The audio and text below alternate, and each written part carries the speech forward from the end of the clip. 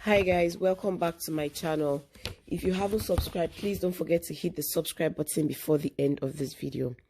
The video I'm about to show you guys is clips from the UK Parliament's debate on Sars, the Special Anti-Robbery Squad unit in Nigeria. This debate took place today, the 23rd of November 2020 at the Westminster Hall. I'm glad that the UK government is taking it up, and I hope that their involvement would lead to an independent investigation of the events that led to the Lekki Tollgate massacre, which took place on the 20th of October 2020. I'm also hoping that it will yield a good result for Nigerians who have been seeking justice against Sars for a very, very long time. I'll keep you guys updated. Let's see how this all plays out. Thank you for watching, and please don't forget to like. So will the Minister today finally condemn the Nigerian regime for its part in the Tollgate massacre and the continued killing of peaceful protesters in Nigeria? Mr. Gray, the Nigerian government says that it has disbanded Sars, but the corruption and brutality of the security forces continues.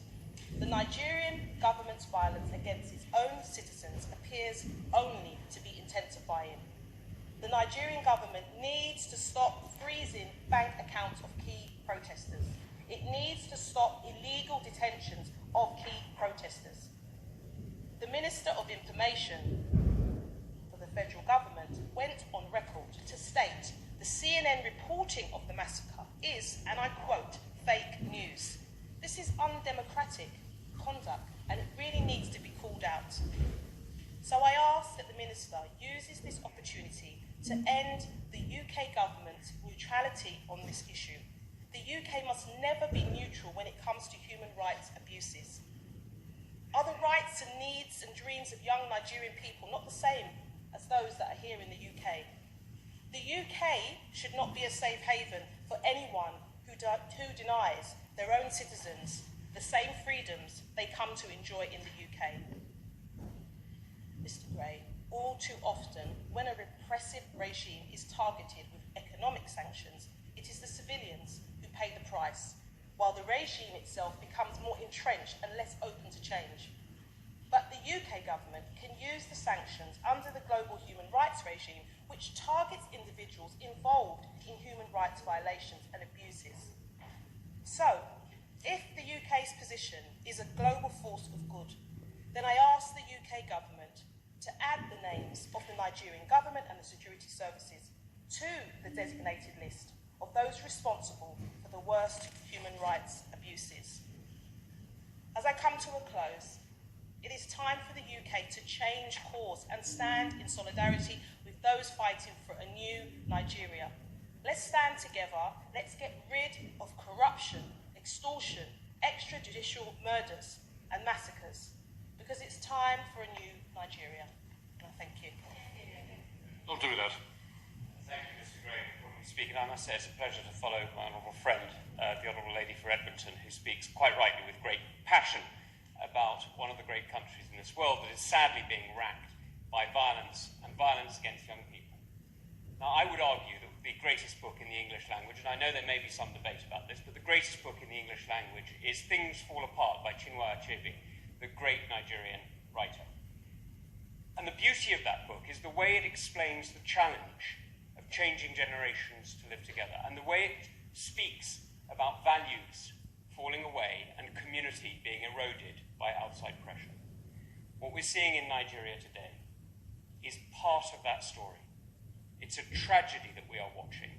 It's a tragedy that we are all witnessing, because as we see things falling apart, the pressure this time is not foreign colonialism, forgive me. The pressure instead is corruption and violence and attempts at control. And that's why I totally agree with my honourable friend, the member for Edmonton. We need to call out the corruption. We need to use the powers that we have in this country to stop those who are profiting from the wealth of that great nation and hiding it here. Now, some people will remember when General Gowon left Nigeria with half the central bank, so it is said, and moved to London. We know that today, even now, in this great city of ours, there are, sadly, some people who have taken from the Nigerian people and hidden their ill-gotten gains here. We know that our banks, sadly, have been used for that profit and for that illegal transfer of assets. And that means that the UK is in an almost unique position in being able to actually do something to really exert pressure on those who have robbed the Nigerian people.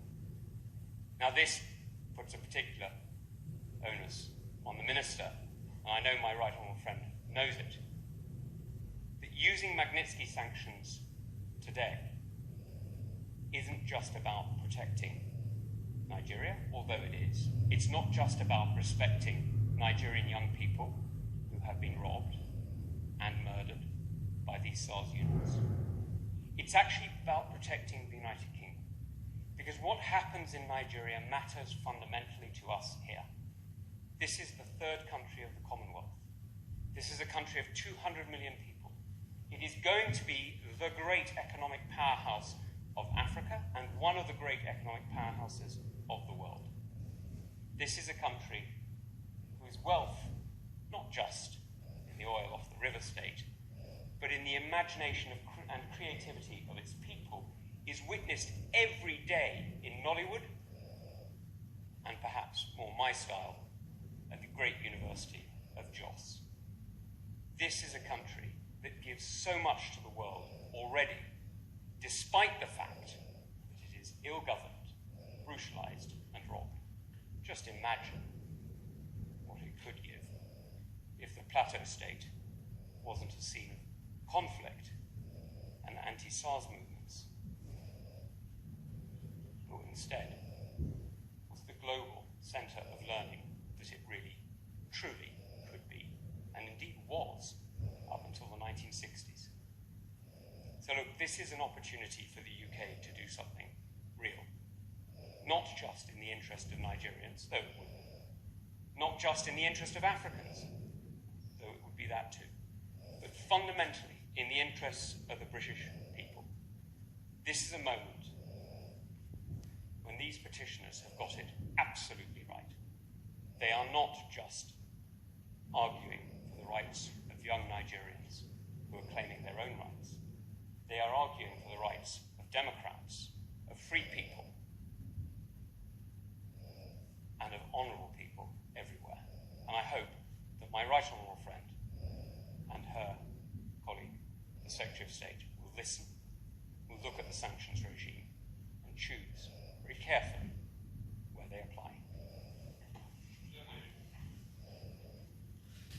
Mr. Gray, it's a pleasure to speak in this meaningful debate and to follow the Honourable Member for Tunbridge and Malling.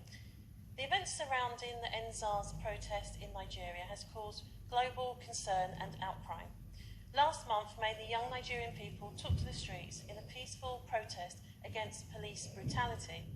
And on the 20th of October in Lagos and in other parts of the nation, the military are alleged to have attacked peaceful protesters with disproportionate force and have killed and injured civilians. The world watched the horrific videos. The world saw the awful pictures from the scene. The world heard the eyewitness accounts from survivors who managed to escape the horrors of that night. Human rights agencies such as Amnesty International have supported these claims. Despite the overwhelming evidence, Nigerian government and military initially denied that the military were at Lekki and labelled the events as fake news.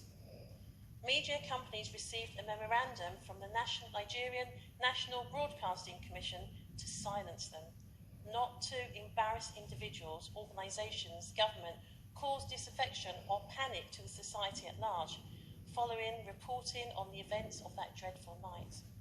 Consequently, some media houses who did report on the events were fined. The bank accounts of some organisers involved in the protests have been frozen by the Central Nigerian Bank pending investigations. Some organisers involved in the protests have been arrested or harassed by the authorities.